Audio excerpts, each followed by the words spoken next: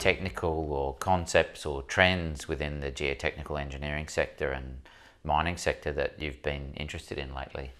I think the one that's probably had the biggest impact and is, I think, being taken up quite broadly by the mining industry now that these days is drones. So this had twofold impact for us that improve safety and access to areas. So we can now use drones to go out and take photos of high walls and crests and things like that, whereas we don't have to go up close to the high wall anymore and don't disturb the circuits or what have you. So that's really improved the safety of things and actually accessing areas that are previously inaccessible with benches being closed off or dug out. So that's been very helpful, and also the ability to collect additional data for high wall mapping. So a key part of what we do is obviously identifying geological structures and the like. So being able to get that data collected quickly and process into 3D photogrammetry and 3D images to help with structural interpretation and hazard identification is really being a big improvement for us to identify for safety purposes and also for predictive design and stuff like that. So it's definitely had a big impact for us, and I think it's